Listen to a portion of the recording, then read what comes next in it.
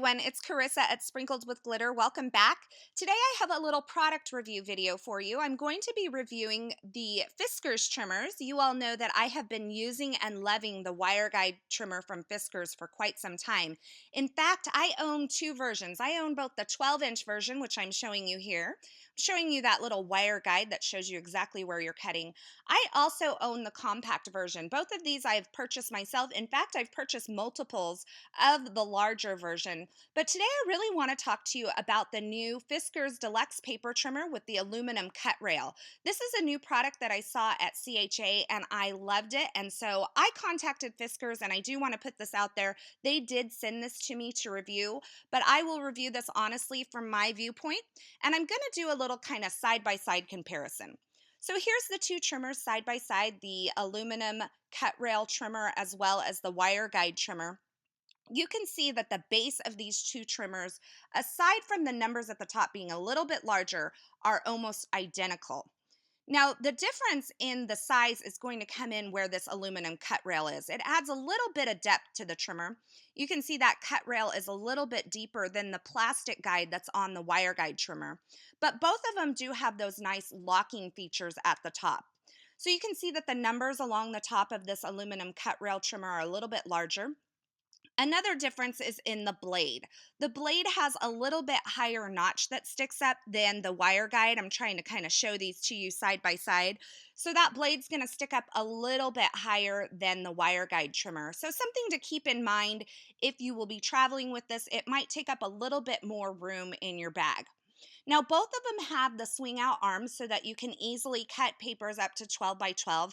I prefer this size because I can cut my 8.5 by 11 papers either way, either long ways or short ways. In the smaller trimmer, I can't do that. So I wanted to show you how to take the blade out on this trimmer because it's a little bit different than what we're used to. There is actually a spot where there is an indent on this rail.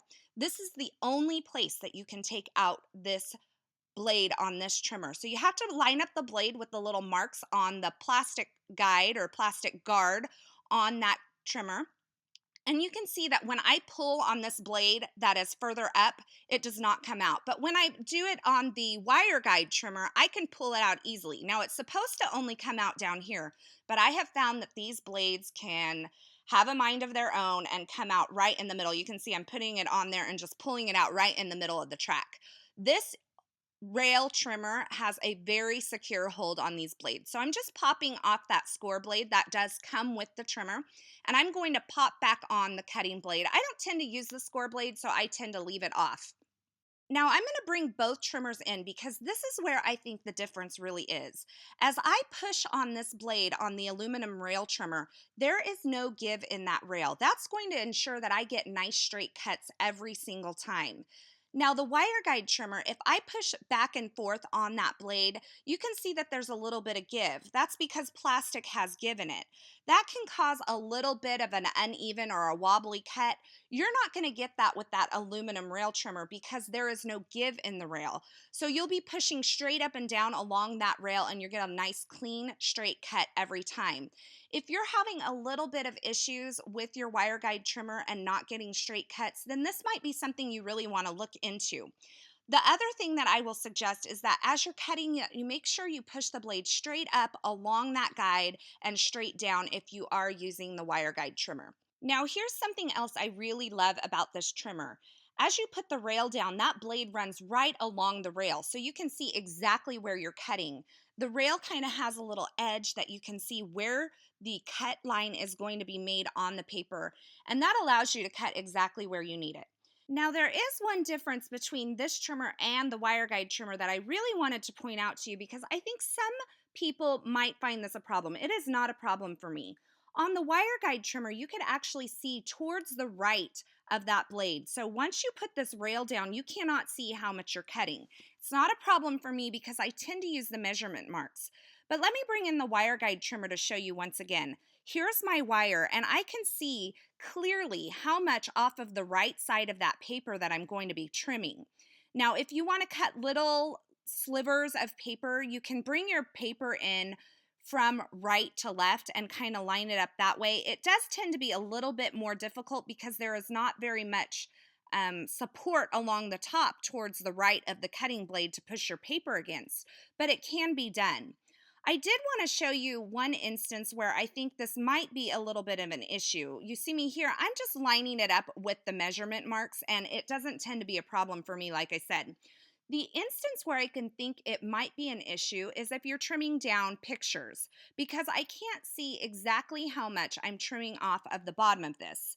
But this is my workaround for that. I am just placing the sheet of pictures right into the trimmer, and then I'm just going to push it over gently until I can't see any more of that white. So I have my rail down so I know exactly where I'm going to cut, and I just pushed that picture sheet in until I couldn't see any more white, and then I went ahead and made my cut, and I was able to not trim off any of those pictures. So when I go to cut the pictures apart, I'm going to use the same method. I'm going to put the rail down. I'm going to push it over until that line lines up with the side of that rail, and then just trim. And I'm getting a perfect cut every time. So it doesn't tend to be a problem for me, like I said, that I can't see towards the right of the rail, but it is something that you may want to think about. Now here I'm just showing you that this new trimmer has the nice rubber feet on the bottom to kind of keep it from slipping around. And I kind of did think, what is something else where, lining up might be an issue? So I thought about cutting frames, because I know some of us do that with our trimmers. So I thought I would just go ahead and experiment what it's like to cut a frame out of a piece of cardstock using this new aluminum rail trimmer and not being able to see towards the right of that cut rail. So now this blade actually has a really nice tick mark that kind of comes out towards the left. Your measurements are now on the left on that plastic guard that you have. So this blade actually clearly points to the measurements that you need. And so I'm just lining my paper up along the 1/2 inch mark towards the right of the cut rail. And then I'm starting a 1/2 inch in from the top of the paper and working down until there's a 1/2 inch of the paper left and stopping my cut there. And I was able to get a really nice frame trimmed out using this. Now I wanted to bring in both trimmers again and kind of show you the blade markings side by side. On this new aluminum rail trimmer, there is a little kind of ticker that comes out and points directly to the measurements that are on the left side. They're on that plastic guardrail. It kind of pokes out. It kind of reminds me of the Wheel of Fortune wheel, the little ticker that's on that. Now, on the wire guide trimmer, there's no protrusion. It is just kind of like a little score mark in the blade. And it is kind of hard to see where it lines up along those measurements. So I do think that that was an improvement that they made on this new aluminum rail trimmer. Now, I did want to show you here that this blade runs very nicely along this aluminum rail. I'm kind of just giving it a little bit of pressure, and you can see it's running straight up and down that rail. And like I mentioned before, this nice sturdy aluminum rail is going to ensure that you get straight cuts every single time. Now, just a couple of things I wanted to mention about this trimmer. It's currently only available at Fiskars.com or in stores at Hobby Lobby. It will be available at Michael's in the spring of 2016, and it will be available at Joann's in June of 2016, and I'm sure it will be hitting other stores along the way as well. Another thing I really wanted to mention and point out to you is that there are currently not titanium blades available for this trimmer. I know that that is important to a lot of you out there because you like the nice clean cuts and the longevity of the titanium blades. So it is something that you may want to consider before investing. And I really think that Fiskars should consider adding that to their line because it is important to a lot of you out there. But for now, on a scale of 0 to love, I'm going to give this trimmer a love. I really do love the functionality of it, and I think you're going to be seeing me use it quite a bit here on my YouTube channel and over at my blog as well. I hope you've enjoyed this look at the new Fiskars aluminum rail trimmer. As always, I will have links in the description at YouTube as well as over at my blog. Be sure you visit me there. Thanks for stopping by today, and until next time, I hope you have a fabulous day.